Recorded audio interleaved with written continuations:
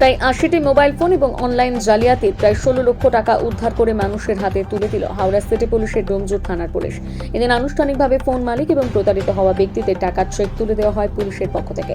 প্রতারিত হবার পর হতাশ হয়ে যাওয়া মানুষ পুলিশের সহযোগিতায় টাকা এবং মোবাইল ফেরত পেয়ে ভীষণভাবে খুশি। পুলিশের এখানে কর্মকাণ্ডকে সাধুবাদ জানাচ্ছেন সকলে।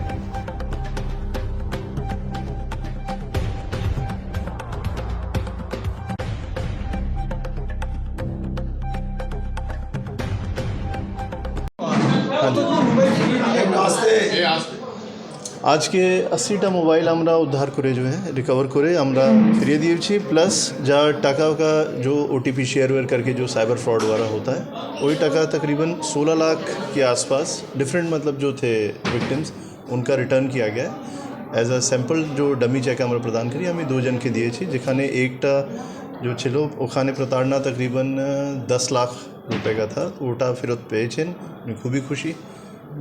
हाँ जी।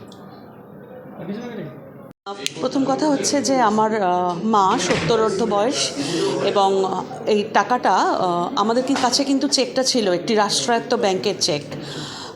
তার থাকা সত্ত্বেও এটা চেকটা ক্লোন হয়েছিল ব্যাংক থেকেই, এবং সেটা জানার পরে আমরা তো প্রচণ্ডই শকড ছিলাম। তারপরে এসে ডোমজুর থানায় রিপোর্ট করি এবং তার 2 মাসের মধ্যে ওনারাও অত্যন্ত তৎপরভাবে সমস্ত কাজ করেন এবং আমরা টাকাটা ফিরে পাই।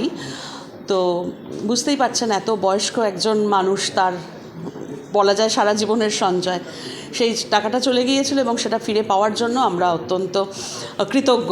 এবং আমার মা পার্সোনালি ধন্যবাদ জানিয়েছেন, ভালোবাসা আশীর্বাদ জানিয়েছেন।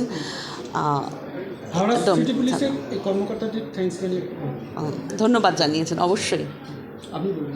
হ্যাঁ, এই জন্য হাওড়া পুলিশকে আমরা আমাদের তরফ থেকে অনেক ধন্যবাদ জানাই। আমার নাম শান্তা দত্ত।